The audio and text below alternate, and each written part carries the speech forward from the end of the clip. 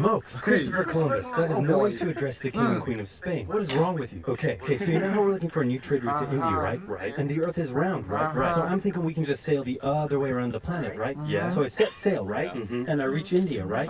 Wrong. I did not reach India. I did not. Alright, get to the point. Did you know there's a whole nother freaking continent out there? Okay, and do you think I should care about this? Why? Oh, I'm sorry. Did I forget to mention there's gold everywhere? I know it also. Gold?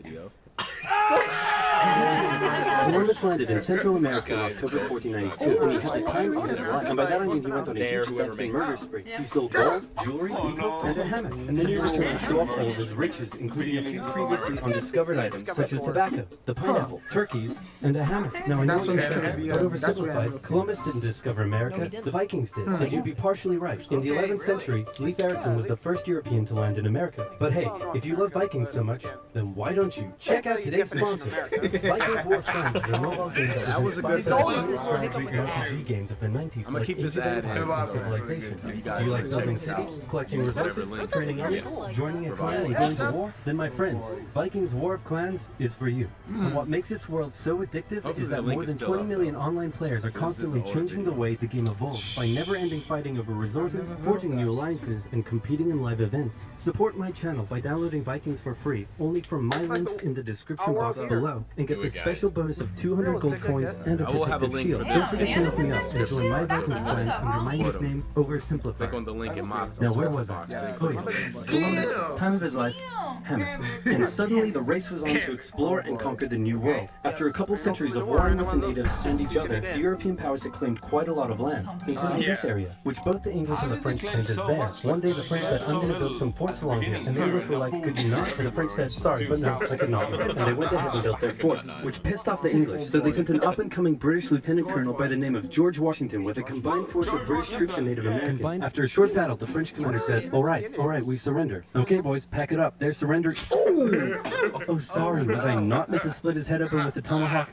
Don't worry, it's not like this will start a 7-year-long major global conflict, and what happened next was a 7-year-long major global conflict, which Great Britain won. At the peace negotiations, Spain gave up Florida, while France gave up all of its territories in North America. But Britain's victory came at a cost, a £60 million cost. They were now broke, in a lot of debt, and had to come up with some way to repay it. So they went to the colonies and said, okay, listen up. So a huge part of the war was spent protecting you from the French, and now we have no money because of it. So... Give me all your shit. I'm not sure what you're saying here. Okay, so we spent a lot of money protecting you from the French, right? Right. And now we're broke. Right. That certainly is a pickle. Listen to me. We spent all of our money protecting you, and now we need money. What money? Wow. Yeah. Can you please pay us back some money? No.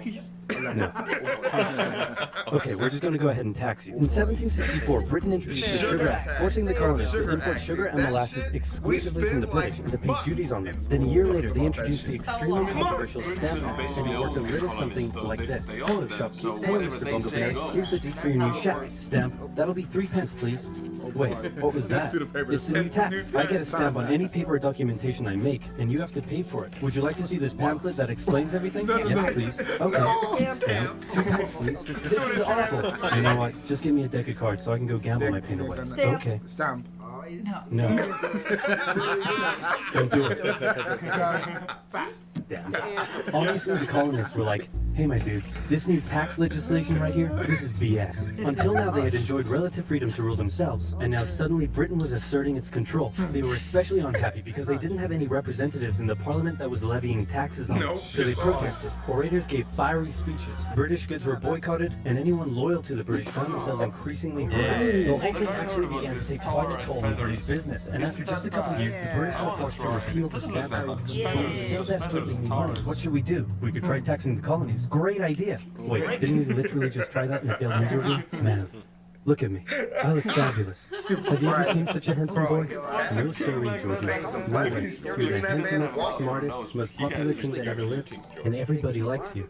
You're doing such a good job. Your Majesty? Oh, you're still here. Like that smiley skit from, Get the hell out. So in 1766, the British made a declaration saying, we can do what we want because we're in charge and you can all go suck it. Then they levied a whole bunch of new taxes on the Americans via import duties. Glass? There's a tax for that. Lead? There's a tax for that. Paper? Tea? Nothing there. There's a tax for that. And once again, the Americans boycotted British goods, British business felt the pinch, and the British had to back down.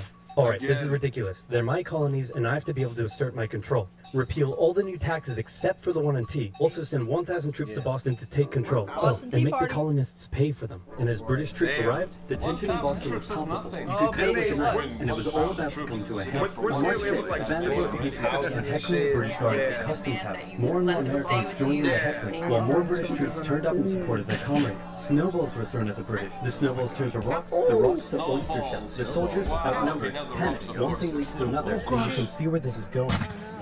5 civilians were killed. The Patriot press throughout the colonies declared the Boston Massacre an unwarranted crime committed against the people of Boston by the cruel British, and the anger continued to grow. A British revenue schooner that ran aground in Rhode Island was burned by the locals. When it came to light that the governor of Massachusetts supported the suppression of the colonists, his house was burned by the locals. And next, the colonists would set their sights on the remaining tax on tea.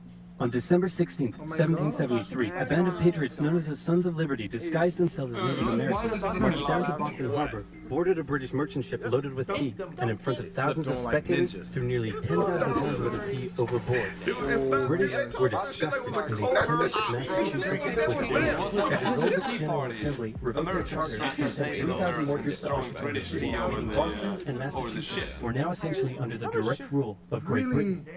And oh boy, were the people pissed. The other colonies saw what was happening and worried they might be next, so they called a brain trust to decide what to do.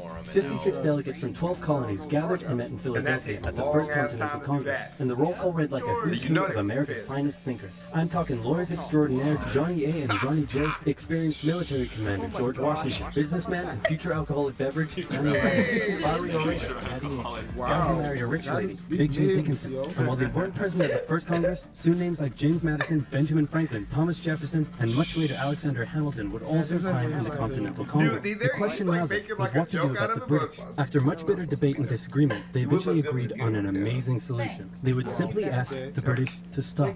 Can you stop? No, it didn't work. Okay, then tell the local militias to start arming and be ready at a minute's notice. And across the colonies, these Minutemen stood ready for the beginning of the American Revolutionary War. Now, having your colonies in open rebellion is one thing. Once they start arming themselves, that's when it really hits the fan. So British General Thomas Haig ordered 700 troops from Boston out into the rebel-controlled Massachusetts countryside to destroy stores of arms and ammunition held by the rebels in Concord. The British set out in the middle of the night. Patriots, including Paul Revere, rode ahead to warn that the British were coming, giving the rebels time to prepare. The two sides met in Lexington as the sun began to rise. They faced off against each other, and in the confusion, somebody shot first. The shot heard around the world marked the beginning of the American War of Independence. The rebels were outnumbered and had to fall back to Concord as the British split up to search for rebel supplies. However, more and more Patriot rebels kept showing up, and this time it was the British who were outnumbered as more fighting kicked off in Concord. The most professional army in the world was forced to flee back to Boston at the hands of local, poorly trained militiamen, and all around the British were back to Boston. Patriot rebels continued to gather and open fire on the retreating British. When the British reached Boston, the rebel militia surrounded them. Boston and the British were now under siege as small land and naval skirmishes continued around the city. And the British would suffer another embarrassing blow, this time in upstate New York. Colonel Benedict Arnold concocted a plan to take the British stronghold Fort Ticonderoga, which held a large amount of guns and ammunition. He set off towards the fort alone, hoping to recruit men along the way, when he came across the Green Mountain Boys, led by Ethan Allen, who, as it turned out, had the exact same plan he did. So they decided to work together. But I'm in charge. No, I'm in charge. No, I'm in charge. No, I'm in charge. No, I'm in charge. No, I'm in charge. No, I'm in charge. This went on for some time, until the Green Mountain Boys threatened to go home, and Arnold had to concede. The group went into the fort at night while the Redcoats were asleep, and they caught them taking the fort and all its militia for full existence. Wow, great job, Ethan. Very impressive. By the way, what happened to that other guy we sent to take the fort? Who? Benedict Arnold. Never heard of him. Oh boy. Ouch. Man. Oh no. What? The nobody knew what was going on. The colonies were in open rebellion, and for now, they even seemed to be winning. So King George fired General Gage, replaced him with General William Howe, and ordered the rebellion to be put down immediately. Okay, the British are definitely going to retaliate for all of this, so we should probably put together a proper army. First, we need to pick a commander-in-chief, and I think we can all agree that that job should go to the man, the myth, the legend, George Washington. My friends, I am humbled and honored that you would consider me for such an important role. I did not expect for this. All right, you've been showing up in a military uniform every day for the last 10 months. We no one wanted this, so cut the crap, George. So Washington announced during the Battle of Boston to take command of the newly established Continental Army, just as the British made their first major attempt to break the siege. They made plans to take the high ground of Bunker Hill, but spies warned the Continentals of the British plans, so they fortified Bunker Hill and set up defensive positions on nearby Breed's Hill. The day of the battle came, and as the British advanced, a barrage of Continental gunfire was opened up on them. Twice they tried to climb the hill, twice they were pushed back. The battle lasted 3 hours until the Continentals finally ran out of ammunition and had to retreat, allowing the British to take the hill. While technically a British victory, they suffered nearly 1,000 casualties to the Continental's 400. The colonists showed the British that this wasn't just a rebellion, it was war, and they were ready for it. But one thing they weren't sure about was why they were fighting. While some radicals were starting to throw around the I word, most hoped to eventually repair their relationship with Great Britain. So they sent a letter to King George saying, "Hey man, looks like things aren't going your way. Remove the taxes and let's be friends. Oh boy. I'm gonna kick your ass." Send that to the colonies. Your Majesty, your handwriting is terrible. Are you sure? Just do it. What does it say? He's gonna lick my...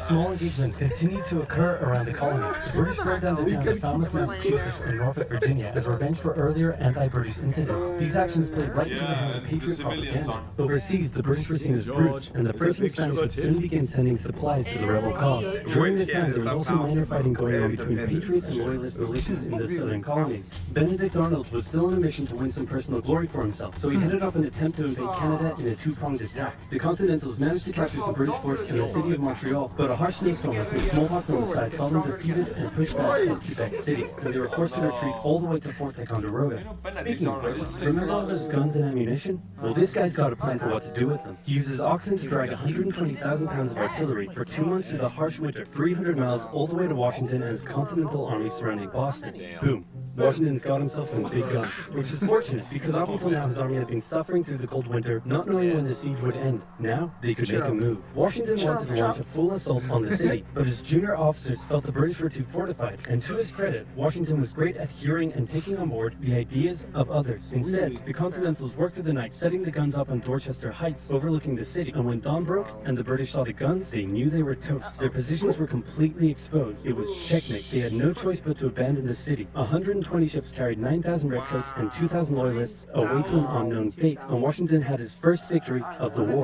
Washington then moved his army to New York, knowing that when the British returned, they would probably land there. In the meantime, a friendly-looking old man by the name of Thomas Paine had written and published a pamphlet called Common Sense, in which he advocated for total independence from Great Britain. To this day remains the best-selling title in America. It was read aloud in taverns and meeting halls and brought the idea of independence into the mainstream. Congress began to seriously consider the idea. Thomas Jefferson was selected to write up an official Declaration of Independence, and he went hard, writing that all men are created equal, with certain inalienable rights, including life, liberty, and the pursuit of happiness. Of course, Jefferson had over 100 slaves, but they didn't have On the 2nd of July, Congress voted unanimously in favor of independence, and John Adams declared that the 2nd of July would go down as the most remembered day in American history. Then a couple days later, independence actually came into effect. The United States of America was born. There was no turning back now. The Americans tore down a statue of King George in New York and melted him down into 42,000 musket balls. To the British, it was treason, and if the king had his way, Washington and all of Congress would be hung.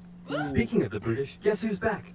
The king sent an intimidating force of 130 warships and 25,000 men to New York. Washington knew that taking on the most powerful military in the world wouldn't be easy. The British set up camp on Staten Island as the Americans dug into defensive positions around Brooklyn Heights, waiting for an attack to come. But the British just waited, wearing down their opponent's nerve while building their own strength. At one point, they launched a big scary artillery barrage and then said, you know, if I was you right now, I'd probably sue for peace. But Washington told them to shove it. The Americans kept holding out for what was coming, and when they finally hit, they hit hard. 15,000 British troops approached the American position, and the two sides fired on each other in massive rows. But what the Americans didn't realize was they were only fighting a decoy. The main British force was going around to flank the Americans from behind, and when they arrived, they inflicted heavy casualties. The Americans panicked and retreated back to Brooklyn Heights, where they then found themselves trapped between the British army and the river. It looked as though the war was already lost, but luckily, instead of attacking, the British decided to dig in for a siege, and then a thick fog set in, allowing Washington's army to escape across the river unimpeded. The British continued to chase and engage the Americans at Manhattan, and the Americans suffered defeat after defeat after defeat. It was a disaster. Washington's leadership was called into question, as thousands of American POWs were left to rot as traitors. Washington's army fled through New Jersey all the way down to Pennsylvania. That is Rarely a had an lot. army been so badly beaten, That is yet a lot of survived to history fight as well. another day. Part two, yeah. Well, if you guys like that, make sure you like, comment, subscribe. I actually thought that was a very interesting video. And yeah, so if you guys could get 100 likes, part